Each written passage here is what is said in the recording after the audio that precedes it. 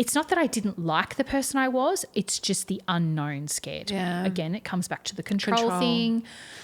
Contacted my psychologist, booked in sessions with her, and I was convinced I had postpartum depression. And I kept begging her. I was like, please, there's something not quite right. And she's like, this is motherhood. Your brain is changing. It's all changing, Renee. It's okay. This is normal.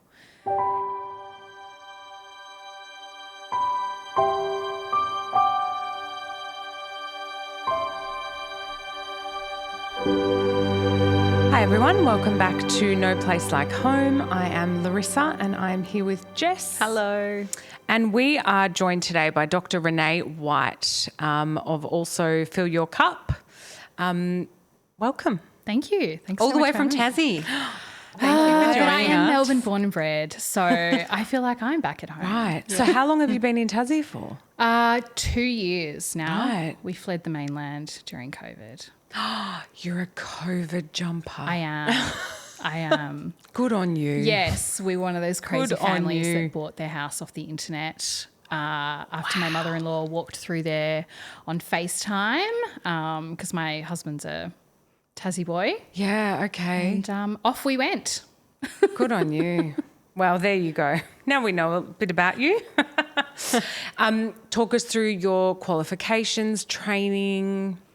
So obviously I'm a doula, postpartum doula, but I guess I'm a biochemist by trade. So back in the day, did a science degree, honours, stayed on, God knows why, and got a Ph.D. in biochemistry.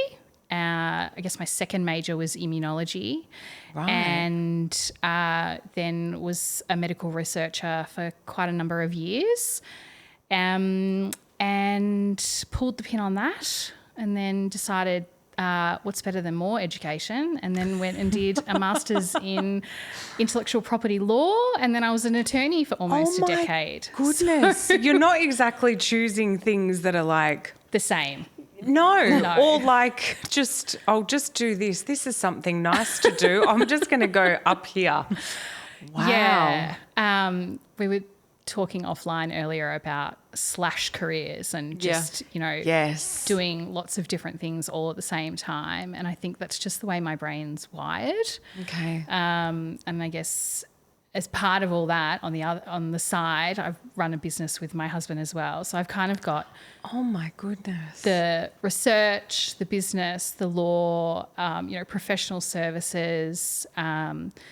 Incredible. But yeah, the doula stuff for me is life's passion. Like that is what I'm dedicated to now. And I guess it would be remiss of me to not say that my other job is a mum. Yes.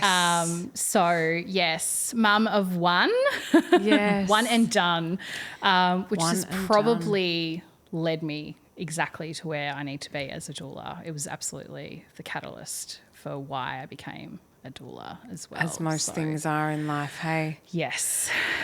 Talk us through that. Oh, man. Where do we start? Yeah, I know, right? So I guess for me, like I'm a child of, a family of 2 girls. I'm the youngest. That's what I grew up with. So I was always like, yep, I'm going to have 2 kids and it's going to be great. All those rose-tinted glasses that we have. And so, fell pregnant pretty easily, like actually too easily. I still had an exam to go for my law degree, and I can assure you being 13 weeks pregnant and doing a 4-hour exam is not pleasant. But we got through that. And, pregnancy was pretty smooth sailing for me. So I was like, yeah, everything's cool. And, as a researcher by heart, I invested a lot of time and energy into pregnancy. And, I could tell you what size my baby was, relative to the fruit and vegetables that everyone gets told about on your little daily reminders. But I hadn't really thought much about what happens with life after birth, right? And I remember speaking to a colleague at the time and she was like, oh, you know, you don't need to know, like you just lean into your motherly intuition. I didn't read any books. It's fine. And I was like, Worst advice ever. Yeah. I know. No offense to your colleague, but I just made cross eyes and like, oh my God. Yeah. But I was like, oh, okay, well, that sounds easy because evidently like this motherly intuition gets delivered to your door. Yeah. And you know, it knocks. Yeah. And you're like, I'm here. I'm here. And so that's what I attempted to do. Spoiler alert, that didn't end well. did you have a plan for your birth at least? Like, No, I had no plan. I was in a very kind of privileged position where as soon as I was, you know, found out that I was pregnant, I was like, okay, I'm going to get a private obstetrician because, you know, society had told me that whatever you pay, that's what you get, right? Yeah. So I was like, we okay. just had this conversation. Yeah. Yes. It's like, okay, well, I want to have a really positive birth experience, so obviously I have to invest in that. I do recall feeling quite underwhelmed with that whole process, like the fact that I was consistently booked into, you know, obstetrician, and I would turn up and it'd be like a 5-second kind of fleeting moment of like, how are you going? You're all okay, good. okay, great. Okay, see you later, goodbye. And I'm like, I just spent more time in your waiting room than I did having a conversation with you. And it was part of a practice where, you know, they all share the load, which I think is great. Like, it's, you know, it's a village of obstetricians. But I think as I'm kind of progressed through my pregnancy, there was definitely some obstetricians that I was like, I don't think we gel very well, and I'm not really sure how I'm going to feel if I turn up to the hospital in labour and you are my OB. Like, I was like, I'm just not sure how I'm going to feel about that. And I guess fast forward to the later stages of pregnancy, my husband and I were living in a 1-bedroom apartment in Melbourne, and we left at very last minute to find a rental with more space. And we moved when I was like 32, 33 weeks pregnant to a new suburb. I knew zilch people. I didn't know the coffee shops. I didn't know the parks that people hung out at. I was like, where the hell are all the other mums? And my husband just kept saying, you know, go for a walk. And I'm like, I can't walk. Are you joking me? Have you seen the bowling ball that I'm currently carrying? I take like 2 steps out of the door and I'm like, I need to wee. Like, I just can't do that. And then I went on mat leave at 36 weeks pregnant. And as you can probably tell, my life has been nothing but chaos and work and study and jobs and high expectations for myself, and my brain runs at 1,000 miles an hour. And so when the opportunity arose that I was told, well, not told, it was my decision that I was going to have 12 months off to have my baby, and I'm sitting at home and I've got nothing to do. And I distinctly remember texting my bestest girlfriends going, oh my God, what am I supposed to do for like the next 4 weeks? Yeah. And they're like, one of them had already had 2 children. She was like, go to the movies, read a book, do this, do that. And I was like, I can't. That doesn't like ignite my fire at all. Like, I could barely leave the house with, you know, pants do an on. online Like, I was course. so big and so exhausted. And my brain started to spiral completely out of control. Right. And I have pre-existing like anxiety issues, and I had been seeing a psychologist for many, many years. So I knew that I had a history, but I really started to panic. And my husband is very observant. He's a good egg. And he had already kind of identified, he was like, I think we need to, he did not know about a doula, because I guarantee you he would have recommended a doula. But he was like, I feel like we need to like get a cleaner. I was like, hell no. He was like, I feel like we need to engage like a lactation consultant because you want to breastfeed. And so I feel like we need to like get experts on the books. I was like, not a chance. That is going to come naturally. Really? It's fine. I don't need anyone's help. Oh, wow. And then he was like, I think we need to like build a relationship with a nanny or something like that, because we didn't have any family and friends close by, right? They just weren't available. And I was like, not a chance. It's not happening. Stop trying to like push people onto me. I've got this. Because I had always been rewarded for climbing the ladder by achieving things by myself. Yeah, and so I hear I was you. like, here is the biggest role I'm possibly ever going to step into, being a mum, and you're telling me that I need someone else to help me. And I was furious. Like, I was so cross. Wow. In hindsight, I probably should have leaned into that. And I can tell you that we ended up engaging all three of those people when the had hit the fan afterwards, and I had completely just crumbled. But it got to the point with my mental health that he pulled me aside and said, I think we need to speak to the obstetrician about this. I said, why? What's going on? He said, I'm not sure I'm going to be able to pull you back from this ledge when you're in labour and you're not in a good way, because I'm struggling already. Wow. And I was like, whew, okay, that's a really big thing for him to say to me. Because if you knew the enormity of that at the time. Because I thought, Yeah, okay. you are my rock and I know that this is going to be really hard. So if you are already scared and I can see cracks in you, then I'm gone. I can't do this. And so we booked in like an emergency kind of appointment with the obstetrician and sat down with her, and I went and did my research on, you know, elective cesareans and all the things and pros, benefits, cons, all the things. You know, I fully hit research mode in that instance. And the only thing that I pulled up that I was really unsure about was the fact that, you know, when our babies move through kind of the vaginal tract, they get that beautiful kind of microbiome and, you know, there's less incidence of asthma and eczema and all of those things. And so that was the thing that panicked me about it, being the scientist that I was. But when we spoke to her and she said to me, so it's got nothing to do with pain, nothing, like none of that. I was like, no, like I just, she could tell I was not in a good way. And I think my husband was just like eyeballing her as if to say, you better make this happen. And she was like, okay, yeah, I can see that this is not going to end well. So she's like, okay, let's book in a cesarean for you. Right. But I was so panicked that I said to her, I can't leave here until you tell me when and how and where. Right. So I sat in the waiting room for 3 hours until they worked it out. And she was like, okay, you can come in on Friday, you're first up, 7:30. I'll see you then.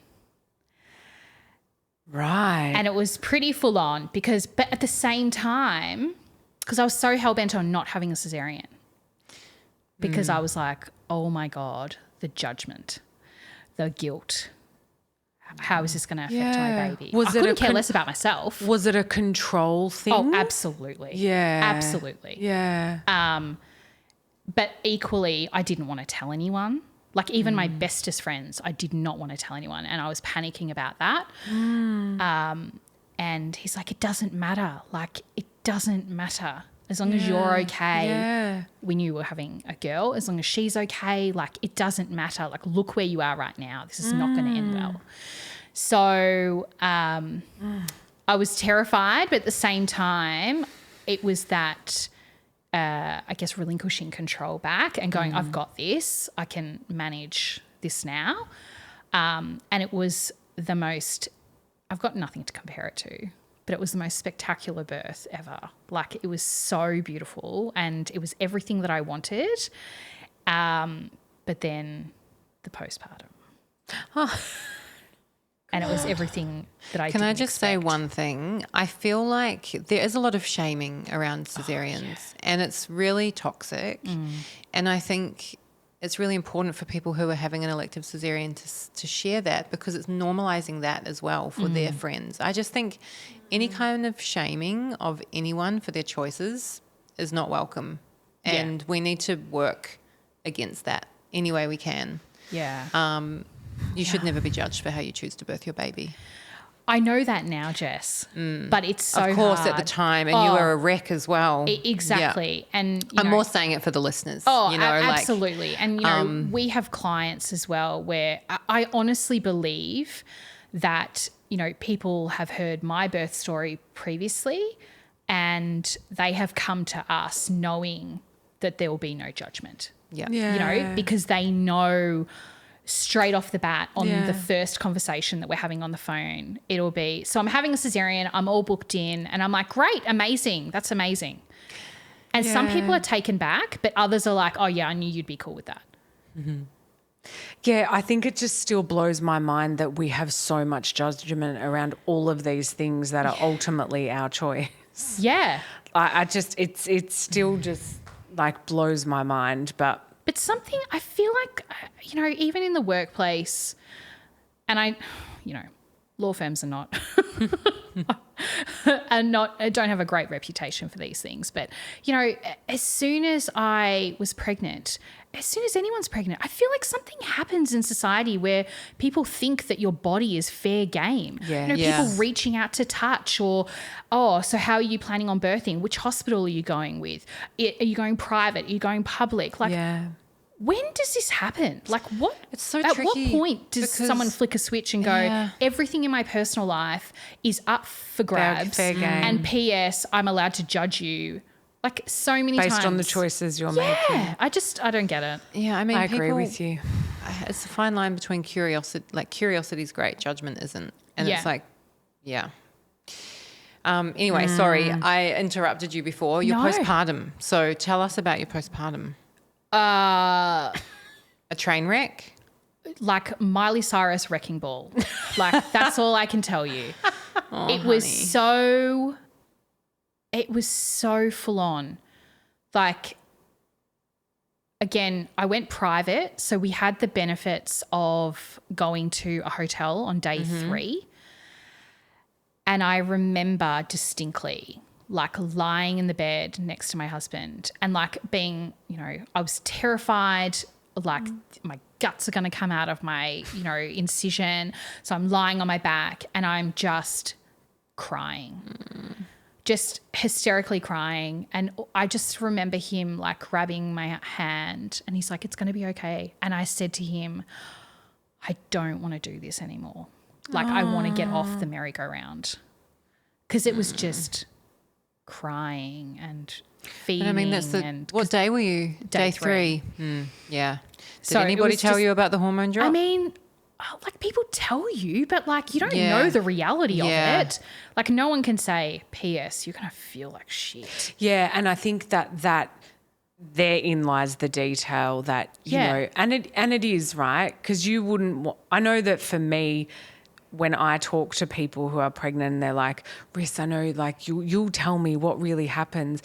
But it is this fine line between like terrifying them. Yeah, exactly. Terrifying them and then like it needs to be their experience. So there's like this softening of information that needs to happen. But yeah, you're going to bleed. You're going to wear surfboards. That all happens after. You're going to wear condoms that are filled with ice, you know, like all of these sorts of things. And they're not the pretty sides of it, but you've kind of got to make it a bit of that, you know, what do they call it? A bit of a shit sandwich. Like this will happen, but you'll have this amazing baby. But then this will happen and then, but you'll feel, you know, I think it's just a really hard balancing act. It's super hard. But I think you're right in the sense that if we had more constructive conversations around normalising what motherhood actually looks like, I even feel like the phrase baby blues just is not good enough. No, I agree with you. It's like this airy fairy, this baby blues on day 3. And I'm like,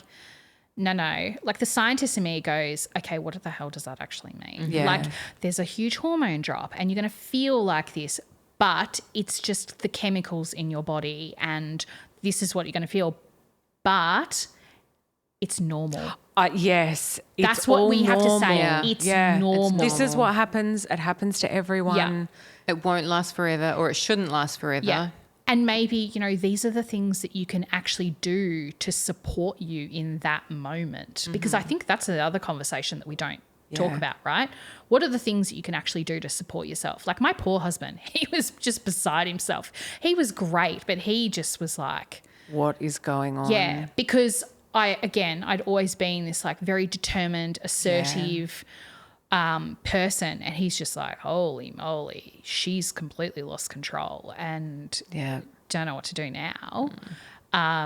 So yeah, I mean, I didn't have. Did you feel like you had that instant like bond with her? Yeah. No, not a chance. But again, I didn't know that I had choices, right? Like no one said to me, do you want her to stay with you in theatre or do you want her to go with your husband? I was told. So what's going to happen is they're going to take her and then they're going to do this and then she'll go with your husband and then they'll finish, suturing you up and all the rest of it. And like I've lost moments in time that I can't account for at all. And then I was very fortunate that they didn't have my room available yet. So I was on the recovery ward for a really long time. So we had a lot of bonding there, but it was kind of like, it was just like trying to get her on the boob, like straight away. That was all there was. But it was still very, like in such a sterile environment because it was in one of those, curtained off kind of little squares that you have and you could hear everyone else milling around and other babies coming out of theatre with their mums and then other mums going into theatre. Like it wasn't lovely, but it was what I got. In hindsight, I would have loved a beautiful heated room, skin to skin. My kid was like, she had like, this much skin available because she's got the hat on. She's bound up in like her onesie and the blanket and all the things. Like it wasn't how I wanted it to be at all. So yeah, the bonding I think took a really long time for us. Yeah. Yeah. I remember John was freaking out because when I gave birth to Valentina, like a couple of hours, like literally 2 hours, I was wheeling her back to our room and he was like, I can't believe you're walking. Like you've just given birth and you're just wheeling our baby back to the room. And I only think about that now thinking, yeah, that is pretty crazy that they just sort of let you do that. I don't know. Yeah. I was private as well and I think I got wrapped up in the whole, well, I need to make that investment. Yeah. And, that's just sort of what you do. But, yeah, I feel like I got ripped. I didn't get the hotel after. And I got incentivized to leave, to go home. Well, we couldn't get out of there fast enough. The hotel? To the hotel because my husband already gets very anxious about hospitals. He was a preemie baby, so I feel like he's imprinted with a bit of trauma. And we just couldn't sleep properly. There was so many calls over the microphones and everything, and I was just like, oh, God. But we had a really great midwife at the hotel and we were like one of two families there with one midwife. So it was pretty much, it was almost one-on-one, which is spectacular. Amazing. And she was the one who actually taught me how to actually properly breastfeed. Amazing. And pump because I was not getting, I was on that buzzer for so many times. So that was great. So once we established that my milk had actually come in and what to do, it was pretty smooth sailing. But what I wasn't prepared for was the lack of sleep. That it's torture. Is literally torture. Like that's why they use it in the military. Yeah. Sleep deprivation. Yeah. Because you'll do anything to just get that sleep. Yeah.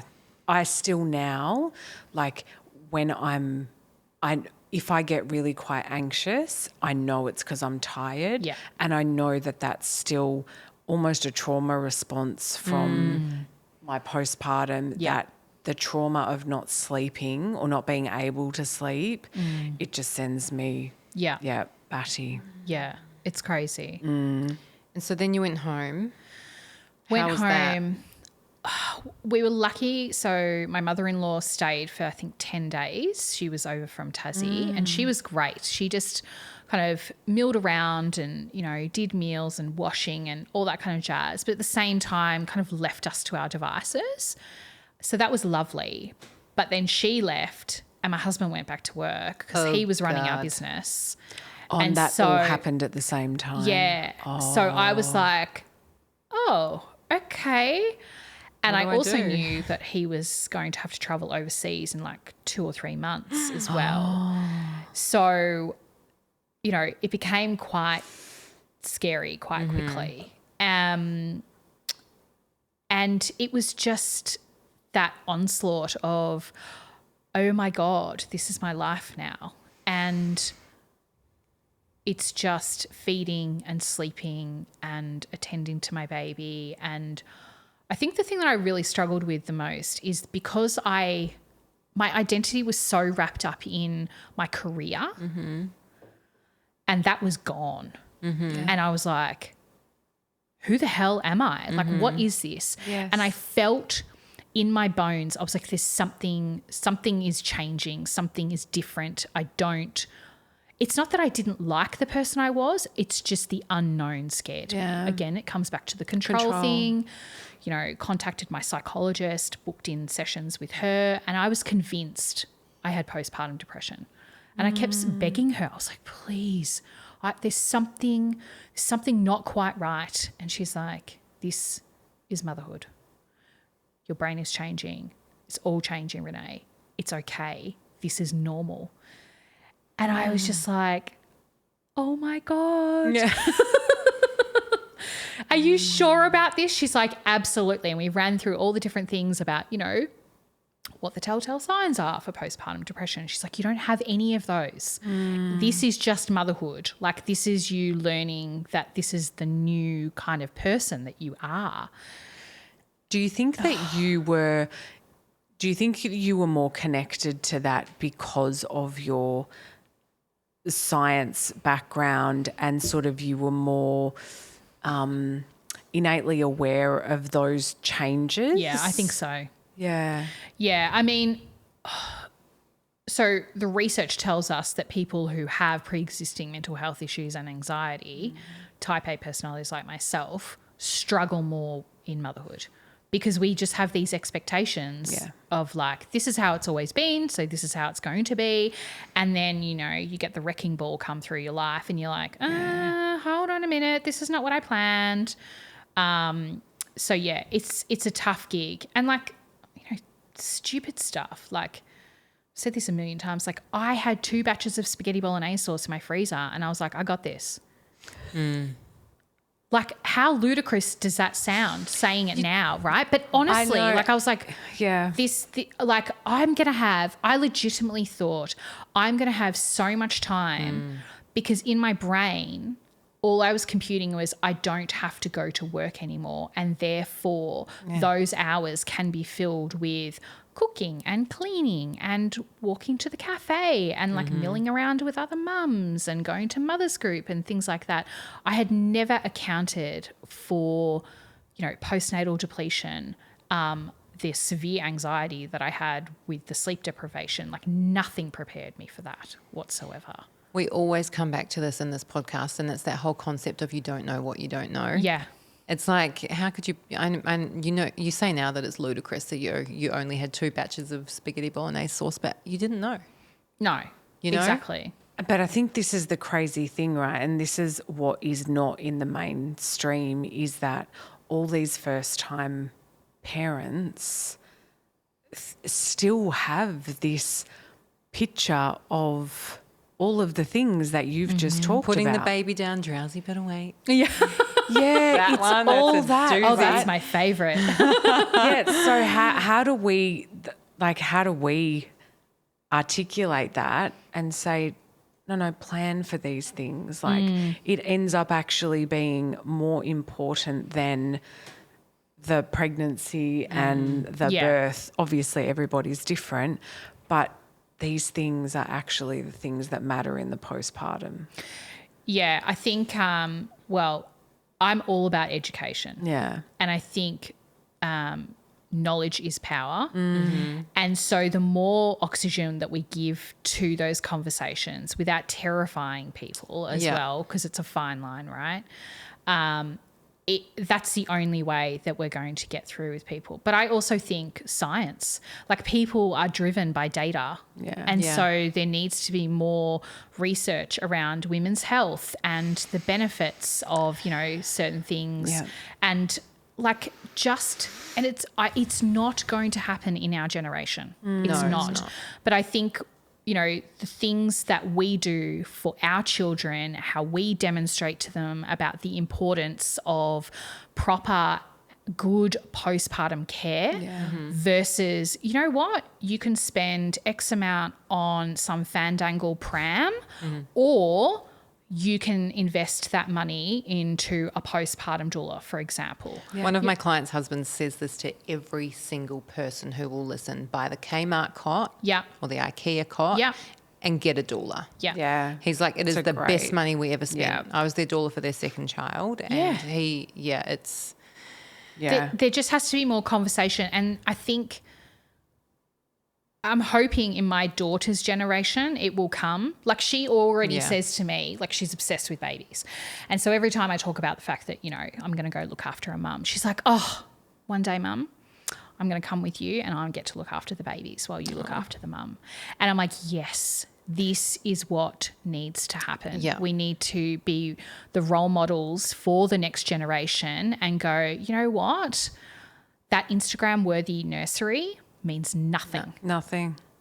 But also normalising caring for people who have had babies in your community. Like, my neighbour had a baby and I took a pie and some stuff over and I made sure my children knew that I was doing that. Yeah. And anytime a friend has a baby, I make sure they know so-and-so had a baby, we're dropping them food, because I want that to be all they've ever known. Yeah. Yeah. It should just be the most normal thing. Yeah, my two are starting to... obviously creating Homb and doing all of that, Seb already says, oh, can I come over, next door and when, the babies are there, and I'm like, oh, mate, we'll just see. It'll depend. But he's even like, he talks to his friends about it. Yeah. And one of his friends' mum is having her third and she's just fallen pregnant. And, they talk, Sebi says, oh, your mum will need to rest after, and, oh, she can come and stay at home if you want. And But I agree with you. It's that passing of information and education to the next generation where I think it will happen. Yeah. And it probably won't be perfect for their generation either, but there'll be a lot more knowledge. Yeah. To me, it's kind of regaining that village that we've lost in the West. Absolutely. It's the passing of information. It's the sharing of experiences, all of those things. As you say, taking meals over to people's houses. It's small things that make huge differences to people's worlds. And we've just lost that with all the nuclear family kind of interactions that we've got now. Yeah. So. And I have heard arguments for... some people like not having a village because they like doing things their way and they don't want to be told how to breastfeed or how to do this or how to do that, and they don't want their baby to be taken from them. But I think just not having any support at all is just so detrimental. Yeah. The research goes against it. It really does. Yeah. And, anecdotally, because we look at other cultures, they're thriving. Yeah. People who've had babies are like lifted up as like the queen of the village, totally looked after. As you should be. You should be treated like a queen. Exactly. Like you are literally birthing the next generation. I don't know what can be more important than that. But it's just sorry. Sorry, Jess. Oh, it's just so dismissed, it's just... It is, but I think we have to start even at when, us as girls going to women even start to menstruate. Yes. Right? That is the beginning. That is the beginning of it, right? So my best girlfriend, Divya, is Indian, and they celebrate that first bleed that they have, and the family come over and she's given hot water bottle and she was celebrated and everyone cooked her food and even the men came over and, so it was a real ceremony. And I have said to Valentina, when you get your first period, we're doing this. And she's like, Mom, really? I'm like, no, we are doing this because it's amazing. Yeah. And I think that we carry all of the issues that we have now, we carry that, right, because of this societal oh, well, good luck, and this whole, but we sort of do that with birth and postpartum after. We go, absolutely. Oh, good luck with your sleep and Yeah. And it's that whole sort of. It's a snowball effect. I agree completely. It's a conversation that I have similarly with my daughter about, she's very curious about periods and what happens. And do you both know about Period Queen? Yes. Is that where you Lucy, not Lucy Folk. On Instagram. Lucy.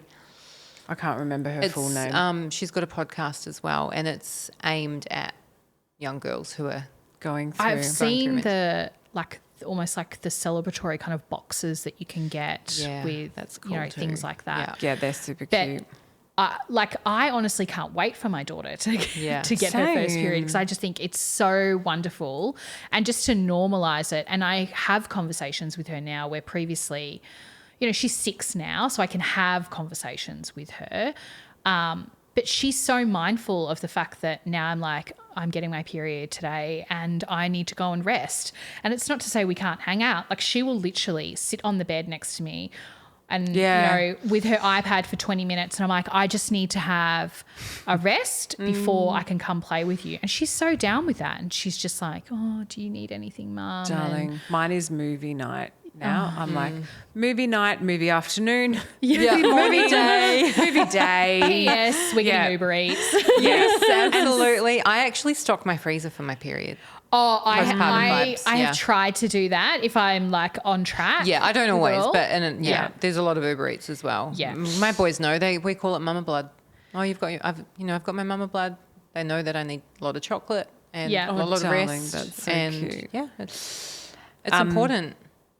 On that note, on that note, Mama Blood, let's thank you so much, Renee.